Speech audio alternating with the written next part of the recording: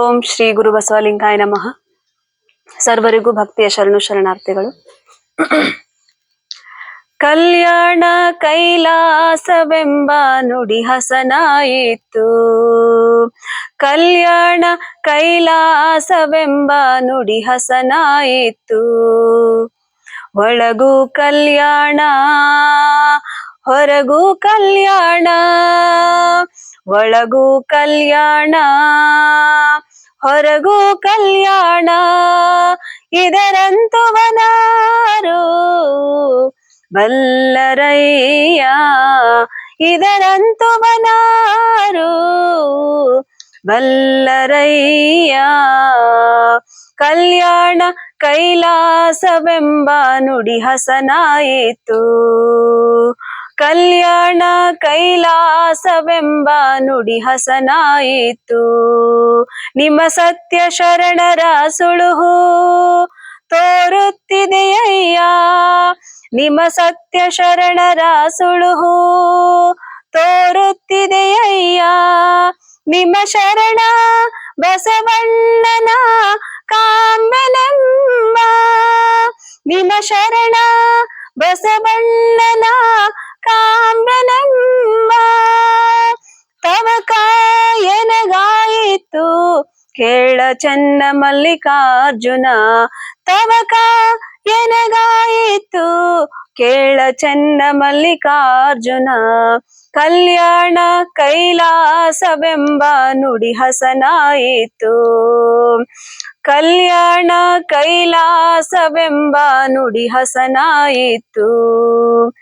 ಒಳಗೂ ಕಲ್ಯಾಣ ಹೊರಗೂ ಕಲ್ಯಾಣ, ಒಳಗೂ ಕಲ್ಯಾಣ ಹೊರಗೂ ಕಲ್ಯಾಣ, ಇದರಂತು ವನಾರು ಬಲ್ಲರಯ್ಯ, ಇದರಂತು ವನಾರು ಬಲ್ಲರಯ್ಯ. ಕಲ್ಯಾಣ ಕೈಲಾಸವೆಂಬ ನುಡಿ ಹಸನಾಯಿತು. ಕಲ್ಯಾಣ ಕೈಲಾಸವೆಂಬ ನುಡಿ ಹಸನಾಯಿತು. ಕಲ್ಯಾಣ ಕೈಲಾಸವೆಂಬ ನುಡಿ ಹಸನಾಯಿತು. ಸೃಷ್ಟಿಕರ್ತ ಪರಮಾತ್ಮನನ್ನು, ವಿಶ್ವಗುರು, ಕ್ರಾಂತಿಯೋಗಿ, ಜಗಜ್ಯೋತಿ, ಮಂತ್ರಪುರುಷ ಅಪ್ಪ ಬಸವಣ್ಣನವರನ್ನು ಹಾಗೂ ಬಸವಾದಿ ಪ್ರಮತರನ್ನು ಹೃದಯ ಮಂದಿರದಲ್ಲಿ ಸ್ಮರಿಸಿ, ನಮ್ಮ ಶ್ರೀ ಗುರು ಬಸವ ಮಹಾಮನೆಯ ಪೂಜ್ಯ ಅಪ್ಪಾಜಿಯವರ ಚರಣ ಕಮಲಗಳಲ್ಲಿ ಭಕ್ತಿಯ ಶರಣುಗಳನ್ನು ಸಲ್ಲಿಸಿ, ಈ ಶುಭ ಸಾಯಂಕಾಲದ ಸತ್ಸಂಗದಲ್ಲಿ ಭಾಗಿಯಾಗಿರ್ತಕ್ಕಂಥ ಎಲ್ಲರಿಗೂ ಭಕ್ತಿಯ ಶರಣು ಶರಣಾರ್ಥಿಗಳು. ಆಹಾರದ ಒಂದು ಜಿಜ್ಞಾಸೆ, ಆಹಾರ ಅಂದ ತಕ್ಷಣ ಎಲ್ಲರಿಗೂ ಒಂದು ಕಲ್ಪನೆ, ಒಂದೇನೋ ಒಂದು ಭಾವನೆ ಬರುತ್ತೆ. ಆಹಾರ ಅಂದ ತಕ್ಷಣ ಅಲ್ವಾ, ಎಲ್ಲರಿಗೂ ಇವತ್ತು ಆಹಾರ ಬೇಕೇ ಬೇಕು. ನಾವೆಲ್ಲರೂ ಇವತ್ತು ಇಷ್ಟು ಚೆನ್ನಾಗಿ ಈ ಒಂದು ಸಂಜೆಯಲ್ಲಿ ಕುತ್ಕೊಂಡು ಆನಂದವಾಗಿ ಸತ್ಸಂಗದಲ್ಲಿ ಭಾಗಿಯಾಗಿದ್ದೀವಿ, ಯಾವುದೇ ಚಿಂತೆ ಇಲ್ಲ ಕೂತಿದ್ದೀವಿ ಅಂತಂದ್ರೆ ಆಹಾರವು ಕೂಡ ಒಂದು ನಮ್ಮ ಒಂದು ಜೀವನದಲ್ಲಿ ಒಂದು ಮುಖ್ಯವಾದ ಪಾತ್ರವನ್ನ ವಹಿಸುತ್ತೆ ಅಲ್ವಾ. ಎಲ್ಲರಿಗೂ ಆಹಾರ ಬೇಕೇ ಬೇಕು. ನೀವು ಕೇಳಬಹುದು, ನಮಗೆ ಎಲ್ಲಿ ಆಹಾರ ಕೊಟ್ಟಿದ್ದೀರಿ ಅಂತ ಅಂದ್ಬಿಟ್ಟು ಅಲ್ವಾ. ಉಪವಾಸದವರು, ನಿಮಗೂ ವಿಶೇಷವಾದ ಆಹಾರ, ಅದು ಶ್ರೇಷ್ಠವಾದದ್ದು, ಅದು ಭಗವಂತನಿಗೆ ತುಂಬಾ ಪ್ರಿಯವಾದದಂತ ಆಹಾರವನ್ನ ನೀವೆಲ್ಲರೂ ಸೇವಿಸ್ತಾ ಇದ್ದೀರಿ ಅಲ್ವಾ. ಅದು ಯಾಕಪ್ಪ ಅಂತಂದ್ರೆ ನಿಮ್ಮ ಆರೋಗ್ಯ ತೊಂದರೆಯನ್ನ ಸರಿಪಡಿಸ್ಕೊಳ್ಳೋಗೋಸ್ಕರ. ನೋಡ್ರಿ, ಇವಾಗ 12ನೇ ಶತಮಾನದಲ್ಲೇನೆ ಸಾಕಷ್ಟು ಶರಣರು ವಚನಗಳನ್ನ ರಚನೆ ಮಾಡಿದ್ರು ಆಹಾರದ ಮೇಲೆ. ಅಂದ್ರೆ ಆಹಾರ ಇವತ್ತು ಮನುಷ್ಯನ ಜೀವನದಲ್ಲಿ ಎಷ್ಟು ಮುಖ್ಯ ಪಾತ್ರವನ್ನ ವಹಿಸುತ್ತೆ. ಮನುಷ್ಯನ ಆರೋಗ್ಯದಲ್ಲಿ, ಅನಾರೋಗ್ಯದಲ್ಲಿ ಯಾವ ರೀತಿಯ ಪಾತ್ರ ಅಂದ್ರೆ, ಆಹಾರ ಆರೋಗ್ಯಕ್ಕೂ ಕಾರಣ ಆಗುತ್ತೆ, ಅನಾರೋಗ್ಯಕ್ಕೂ ಕಾರಣ ಆಗುತ್ತೆ ಅಲ್ವಾ. ಇದು ಚೆನ್ನಾಗಿ ನಾವು ಅರ್ಥ ಮಾಡ್ಕೋಬೇಕು. ಯಾಕಂದ್ರೆ ಆಹಾರ ತಿಂದ್ರೆ ನಮಗೆ ಶಕ್ತಿ ಅಂತ ಎಲ್ರೂ ನಾವು ತಿಳ್ಕೊಂಡಿರ್ತೀವಿ. ಇವತ್ತು ಆಹಾರದಿಂದ ಮಾತ್ರ ಶಕ್ತಿ ಇಲ್ಲ, ಆಹಾರ ಕಡಿಮೆ ಮಾಡೋದ್ರಿಂದ ಇರಬಹುದು, ಆಹಾರವನ್ನ ಹೆಚ್ಚು ಮಾಡೋದ್ರಿಂದ ಇರಬಹುದು, ಅಥವಾ ನಾವು ತೆಗೆದುಕೊಳ್ಳುವಂತ ಆಹಾರದ ಪ್ರಮಾಣ ಇರಬಹುದು, ಕ್ವಾಲಿಟಿ ಇರಬಹುದು, ತೆಗೆದುಕೊಳ್ಳುವಂತ ಆಹಾರ ಯಾವ ರೀತಿಯ ಆಹಾರ ತೆಗೆದುಕೊಳ್ತೀವಿ, ಎಲ್ಲ ವಿಷಯಗಳು ಕೂಡ ಇವತ್ತು ನಮ್ಮ ಆರೋಗ್ಯವನ್ನ ಒಂದು ಸಮತೋಲನದಲ್ಲಿ ಇಡ್ಲಿಕ್ಕೆ ಸಹಾಯ ಮಾಡುತ್ತೆ. ಅಂದ್ರೆ ಆಹಾರದ ಬಗ್ಗೆ ವೈಜ್ಞಾನಿಕವಾಗಿ ಅಂದ್ರೆ ನಾವು ಆಹಾರವನ್ನ ಕಡಿಮೆ ಮಾಡೋದ್ರಿಂದ, ಕಂಟ್ರೋಲ್ ಮಾಡೋದ್ರಿಂದ ಅಥವಾ ಒಂದು ಮಿತಿಯಲ್ಲಿ ಆಹಾರವನ್ನ ಸೇವನೆ ಮಾಡೋದ್ರಿಂದ ನಮ್ಮ ಆರೋಗ್ಯವನ್ನ ಸರಿಪಡಿಸ್ಕೊಳ್ಬಹುದು, ಆರೋಗ್ಯವನ್ನ ನಾವು ಸಮತೋಲನದಲ್ಲಿ ಇಟ್ಕೋಬಹುದು ಅನ್ನೋದು ವೈಜ್ಞಾನಿಕವಾಗಿ ದೃಢಪಟ್ಟಿದೆ, ಅದು ಇತ್ತೀಚಿನ ದಿನಮಾನಗಳಲ್ಲಿ. ಆದ್ರೆ ಆ 12ನೇ ಶತಮಾನದಲ್ಲಿ ಬಸವಾದಿ ಪ್ರಮಥರು ಸಾಕಷ್ಟು ಶರಣೆಯರು ಏನು ಆಹಾರದ ಮೇಲೆ ವಚನ ಸಾಹಿತ್ಯವನ್ನ ರಚನೆ ಮಾಡಿದ್ರು. ಅದರಲ್ಲಿ ನಮ್ಮ ವೀರ ವಿರಾಗಿಣಿ ಮಹಾದೇವಿ ಅಕ್ಕನವರ ಒಂದು ವಚನವನ್ನ ಇವತ್ತು ನಾವು ನೋಡೋಣ. ಅವ್ರು ಹೇಳ್ತಾರೆ ಒಂದು ವಚನದಲ್ಲಿ, ಆಹಾರವ ಕಿರಿದು ಮಾಡಿರಣ್ಣ, ಆಹಾರವ ಕಿರಿದು ಮಾಡಿ, ಆಹಾರದಿಂದ ವ್ಯಾಧಿ ಹಬ್ಬಿ ಬಲಿವುದಯ್ಯ. ಹೇಳ್ತಾರೆ ಆಹಾರ ನೀವು ಕಿರಿದು ಅಂದ್ರೆ ಏನು, ಚಿಕ್ಕದ ಆಹಾರ ಅಲ್ಲ, ನಾವು ತೆಗೆದುಕೊಳ್ಳುವಂತ ಆಹಾರದಲ್ಲಿ ಪ್ರಮಾಣವನ್ನ ಕಡಿಮೆ ಮಾಡಿ ಪ್ರಮಾಣವನ್ನ ಕಡಿಮೆ ಮಾಡಿ ಅಂತ ಹೇಳ್ತಾರೆ.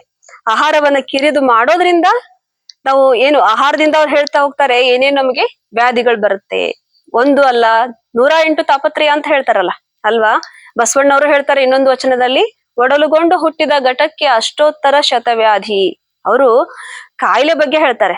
ಇಲ್ಲಿ ಅಕ್ಕ ಮಹಾದೇವಿ ತಾಯಿಯವರು ಆಹಾರದಿಂದ ಏನೇನ್ ನಮಗ್ ವ್ಯಾಧಿ ಬರುತ್ತೆ ಅಂತಂದ್ರೆ, ಆಹಾರದಿಂದ ವ್ಯಾಧಿ ಹಬ್ಬಿ ಬಲಿವುದಯ್ಯ, ಆಹಾರದಿಂ ನಿದ್ರೆ, ಕೇಳಿಸ್ಕೊಳ್ಳಿ, ನಿದ್ರೆ ಇಂ ತಾಮಸ, ಅಜ್ಞಾನ ಮೈ ಮರಹು. ಮುಂದೆ ಹೇಳ್ತಾರೆ ಅಜ್ಞಾನದಿಂದ ಕಾಮ ವಿಕಾರ ಹೆಚ್ಚುತ್ತೆ ಅಂತ ಹೇಳ್ತಾರೆ. ಕಾಯ ವಿಕಾರ, ಸಾಕಷ್ಟು ವಿಕಾರಗಳು ನಮ್ಮಲ್ಲಿ ಉಂಟಾಗ್ತವೆ. ಯಾವ್ದ್ರಿಂದ ಅಂದ್ರೆ ಆಹಾರವನ್ನ ತೆಗೆದುಕೊಳ್ಳೋದ್ರಿಂದ. ಬರೀ ಆಹಾರವನ್ನ ನಾವು ಲಿಮಿಟೇಷನ್ ಅಲ್ಲಿ ತೆಗೆದುಕೊಂಡಾಗ ನಮಗೆ ಇಂಥ ತೊಂದರೆಗಳು ಬರೋದಿಲ್ಲ. ಅವ್ರು ಹೇಳೋದು ಆಹಾರವನ್ನ ಮಿತಿ ಮೀರಿ ನಾವು ಆಹಾರವನ್ನ ತೆಗೆದುಕೊಂಡಾಗ. ಮಿತಿ ಮೀರಿ ಅಂದ್ರೆ ಏನ್ ಮಾಡ್ತೀವಿ ನಾವು, ತುಂಬಾ ಇಷ್ಟವಾದ ಪ್ರಿಯವಾದ ಅಡಿಗೆ ಪದಾರ್ಥಗಳನ್ನ ಮಾಡಿದಾಗ ಹೆಚ್ಚು ತಗೊಳ್ಳೋದು ಅಲ್ವಾ, ಅದು ಮನುಷ್ಯನ ಸಹಜ ಗುಣ. ಆದ್ರೆ ಅವ್ರು ಹೇಳೋದು ತೆಗೆದುಕೊಳ್ಳುವಾಗ ಒಂದು ನಮಗೆ ಪ್ರಜ್ಞೆ ಇರ್ಬೇಕು. ಆಹಾರದ ಬಗ್ಗೆ ಪ್ರಜ್ಞೆ ಅಂದ್ರೆ ಏನು, ಅರಿವು ಇರ್ಬೇಕು. ಜ್ಞಾನ ಎದ್ರ ಬಗ್ಗೆ, ಆರೋಗ್ಯದ ಬಗ್ಗೆ ಜ್ಞಾನ ಇದ್ದಾಗ ನಾವು ತೆಗೆದುಕೊಳ್ಳುವಂತ ಆಹಾರದಲ್ಲಿ ನಾವು ಒಂದು ಮಿತಿಯನ್ನ ಹಾಕೊಳ್ಳಿಕ್ಕೆ ಸಾಧ್ಯತೆ ಆಗುತ್ತೆ. ಅವ್ರು ಹೇಳ್ತಾರೆ ಅಜ್ಞಾನದಿಂದ ಕಾಮ ವಿಕಾರ ಹೆಚ್ಚಿ ಕಾಯ ವಿಕಾರ, ಮನೋವಿಕಾರ, ಇಂದ್ರಿಯ ವಿಕಾರ, ಭಾವ ವಿಕಾರ, ವಾಯು ವಿಕಾರವನ್ನುಂಟು ಮಾಡಿ ಸೃಷ್ಟಿಗೆ ತಹುದಾದ ಕಾರಣ ಕಾಯದ ಅತಿ ಪೋಷಣ ಬೇಡ. ಇಲ್ಲಿ ನೋಡ್ರಿ ಮತ್ತೆ ಹೇಳ್ತಾರೆ, ಇವತ್ತು ಮನುಷ್ಯ ಏನ್ ಮಾಡ್ತಾ ಇದ್ದೀವಿ ನಾವು ಎಲ್ರು ಅಂತ ಅಂದ್ಬಿಟ್ರೆ, ಆಹಾರದಷ್ಟೇ ಅಲ್ಲ, ನಾವು ನಮ್ಮ ಶರೀರ ಏನು ಭಗವಂತ ನಮಗೆ ಈ ಒಂದು ಮಣ್ಣಿನ ಮುದ್ದೆಯನ್ನ ನಮಗೆ ಎಲ್ಲ ಇಂಥ ಒಳ್ಳೆ ಶರೀರವನ್ನ ಕೊಟ್ಟು ಕಳಿಸಿದನಲ್ಲ ಪ್ರಪಂಚಕ್ಕೆ, ಈ ಕಾಯವನ್ನ ನಾವು ತುಂಬಾ ಪೋಷಣೆ ಮಾಡ್ತೀವಿ ಅಂತ ಹೇಳ್ತಾರೆ. ಅತಿ ಪೋಷಣೆ ಮಾಡಬಾರ್ದು ಅಂತ ಅವ್ರು ಹೇಳ್ತಾರೆ. ಅತಿ ಪೋಷಣೆ ಮಾಡೋದ್ರಿಂದನೂ ಕೂಡ ನಮಗೆ ಅನಾರೋಗ್ಯ ಉಂಟಾಗೋ ಎಲ್ಲ ಸಾಧ್ಯತೆಗಳು ಇರುತ್ತೆ. ಹೇಗಪ್ಪ ಅಂತ ನಾವು ನೋಡಿದಾಗ ಇಲ್ಲಿ ನೋಡ್ರಿ, ನಾವು ಪ್ರತಿಯೊಬ್ರು ಮನುಷ್ಯರಾದವರು ಪ್ರತಿಯೊಬ್ರು ಕೂಡ ನಾವು ಚೆನ್ನಾಗಿ ಕಾಣಿಸ್ಬೇಕು, ಒಳ್ಳೊಳ್ಳೆ ಬಟ್ಟೆ ಧರಿಸ್ಬೇಕು, ನಮಗೆಲ್ಲ ಒಳ್ಳೊಳ್ಳೆ ಮನೆ ಬಂಗ್ಲೆ ಎಲ್ಲ ತುಂಬಾ ಭದ್ರತೆ ಮಾಡ್ಕೊಳ್ತೀವಿ ನಾವಷ್ಟೇ ಅಲ್ಲ, ನಮ್ಮ ಹೆತ್ತ ತಂದೆ ತಾಯಿಗಳು ನಮಗೆ ಏನ್ ಬೇಕಪ್ಪ, ನಾವು ಮಕ್ಕಳಿಗೆ ಏನು ಕೇಳ್ದಿರ ಮಕ್ಕಳಿಗೆ ಏನು ಎಲ್ಲ ವ್ಯವಸ್ಥೆಯನ್ನ ಮಾಡಿಕೊಡ್ತಾ ಇದೀವಿ ಇವತ್ತು ಅಲ್ವಾ. ಹಾಗಾಗಿ ಅವ್ರಿಗೆ ಕಷ್ಟ ಪಡೋದು, ಶ್ರಮ ಪಡೋದು ಏನೂ ಗೊತ್ತಿಲ್ಲ.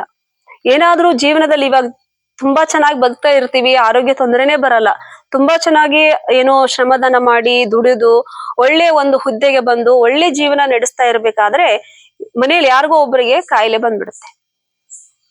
ಸಾಕಷ್ಟು ಜನ ಹೇಳ್ತಿರ್ತಾರೆ, ನೋಡಿ ನಾವು ಚೆನ್ನಾಗಿ ದುಡ್ದೇ ಗೊತ್ತು, ಮತ್ತೆ ನಮಗೆ ಆದಂತ ಮಕ್ಕಳು ಕೂಡ ತುಂಬಾ ಚೆನ್ನಾಗಿ ಬದುಕ್ತಾ ಇದ್ದಾರೆ, ನಮ್ಮನ್ನು ಕೂಡ ತುಂಬಾ ಚೆನ್ನಾಗಿ ನೋಡ್ಕೋತಾ ಇದ್ದಾರೆ. ಆದ್ರೆ ಕಾಯಿಲೆ ಅನ್ನೋದು ನಮಗ್ ಬಂದ್ಬಿಡ್ತು, ನಮ್ಗೆಲ್ಲ ಗೊತ್ತು, ಕಷ್ಟ ಗೊತ್ತು, ಕಷ್ಟದಲ್ಲಿ ದುಡಿದು ಉಣ್ಣೋದು ಎಲ್ಲಾನು ಗೊತ್ತು. ಆದ್ರೆ ಇಂಥ ಕಾಯಿಲೆ ಅಂತ ಬಂದಾಗ ಇದು ನಮ್ಗೆ ತುಂಬಾ ಹೊಸ ವಿಷಯ. ಅಂದ್ರೆ ನುಂಗ್ಲಾರ್ದ ತುತ್ತಾಗಿದೆ, ಇದನ್ನು ಸಹಿಸೋ ಶಕ್ತಿ ನಮ್ಮಲ್ಲಿ ಇಲ್ಲ, ಇದ್ರ ಬಗ್ಗೆ ಕಾಯಿಲೆ ಬಗ್ಗೆ ನಮಗೆ ಗೊತ್ತೇ ಇಲ್ಲ ಅಂತ ಕೆಲವರು ಹೇಳ್ತಿರ್ತಾರೆ. ಅಂದ್ರೆ ಇಲ್ಲಿ ಅಕ್ಕ ಮಹಾದೇವಿ ಅವರು ಹೇಳೋದು ಕಾಯವನ್ನ ಅತಿ ಪೋಷಣೆ ಮಾಡ್ಬೇಡ್ರಿ.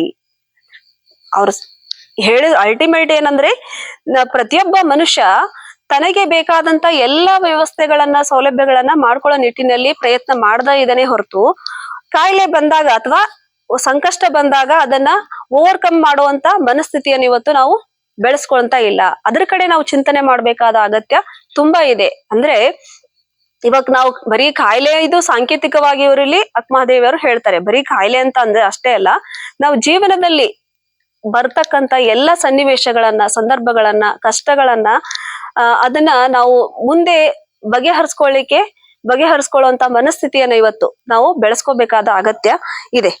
ಹಾಗೆ ಹೇಳ್ತಾರೆ ಮುಂದೆ, ಜಪ ತಪ ಧ್ಯಾನ ಧಾರಣ ಪೂಜೆಗೆ ಸೂಕ್ಷ್ಮದಿಂ ತನು ಮಾತ್ರ ವಿದ್ದರೆ ಸಾಲದೆ. ಇವಾಗ ನೋಡ್ರಿ, ನಾವು ಜಪ ತಪ ಎಲ್ಲ ಮಾಡ್ತಿರ್ತೀವಲ್ಲ, ಏನ್ ಮಾಡ್ತೀವಿ, ಒಳ್ಳೆ ಜಾಗ ಹುಡುಕ್ತಿವಿ, ಅಥವಾ ಹಿಂಗೆ ಕುತ್ಕೊಂಡು ಜಪ ಮಾಡಿದ್ರೆ ನಮ್ಗೆ ದೇವ್ರು ಒಲಿತಾನೆ, ಅಥವಾ ಸ್ನಾನ ಎಲ್ಲ ಮಾಡ್ಕೊಂಡೆ ಕುತ್ಕೋಬೇಕು, ಹಿಂಗೆ ಏನೋ ಒಂದು ಶಿಸ್ತನ್ನ ನಾವು ಹಾಕೊಂಡಿರ್ತೀವಿ. ಸೊ ಅದೆಲ್ಲನೂ ಜೊತೆಗೆ ನಮ್ಮ ತನು ಅಂದ್ರೆ ಈ ಶರೀರ ಏನಿದೆ ಅಲ್ಲ, ಶರೀರ ಒಂದಿದ್ರೆ ಸಾಲದೆ ಜಪ ತಪ ಮಾಡ್ಲಿಕ್ಕೆ ಅಂತ ಅವ್ರು ಹೇಳ್ತಾರೆ. ತನುವ ಪೋಷಿಸುವ ಆಸೆ ಯತಿತ್ವಕ್ಕೆ ವಿಘ್ನವೆಂದುದು, ತನು ಪೋಷಣೆಯಿಂದ ತಾಮಸ ಹೆಚ್ಚಿ ಅಜ್ಞಾನದಿಂ ವಿರಕ್ತಿ ಹಾನಿ, ಅರಿವು ನಷ್ಟ, ಪರವು ದೂರ, ನಿರಕೆ ನಿಲವಿಲ್ಲದ ಕಾರಣ. ಕೊನೆ ಸಾಲಲ್ಲಿ ಹೇಳ್ತಾರೆ, ಚನ್ನಮಲ್ಲಿಕಾರ್ಜುನನ ಒಲಿಸಬಂದ ಕಾಯವ ಕೆಡಿಸದೆ ಕೊಳ್ಳಿರಯ್ಯ. ಅಂದ್ರೆ ನಾವು ಹೇಗೆ ನೋಡ್ಕೋಬೇಕು ನಮ್ಮ ಶರೀರವನ್ನ, ನಮ್ಮ ಶರೀರದ ಆರೋಗ್ಯಕ್ಕೆ ಏನ್ ಬೇಕು ಅನ್ನೋದ್ರ ಬಗ್ಗೆ ಜ್ಞಾನವನ್ನ ಪಡ್ಕೊಂಡು ಅದಕ್ಕೆ ಪೂರಕವಾದ ನಮ್ಮ ಜೀವನ ಪದ್ಧತಿ ಇರಬಹುದು, ಆಹಾರ ಪದ್ಧತಿ ಇರಬಹುದು, ನಾವು ಬದುಕ್ತಕ್ಕಂತ ರೀತಿ, ಅಥವಾ ನಮ್ಮ ಸುತ್ತಮುತ್ತ ಇರುವ ಪರಿಸರ, ಅಥವಾ ನಾವು ಎಂತೆಂತಹ ಜನರ ಸಂಘ ಮಾಡ್ತೀವಿ, ಪ್ರತಿಯೊಂದು ವಿಷಯ ಇವತ್ತು ಚಿಕ್ಕ ಚಿಕ್ಕ ವಿಷಯಗಳು ಕೂಡ ಇವತ್ತು ನಮ್ಮ ಆರೋಗ್ಯದ ಮೇಲೆ ಏನು ಪೂರಕ ಮತ್ತು ವಿರೋಧ ಪರಿಣಾಮವನ್ನ ಬೀರೋ ಸಾಕಷ್ಟು ಸಾಧ್ಯತೆಗಳಿರ್ತಾವ.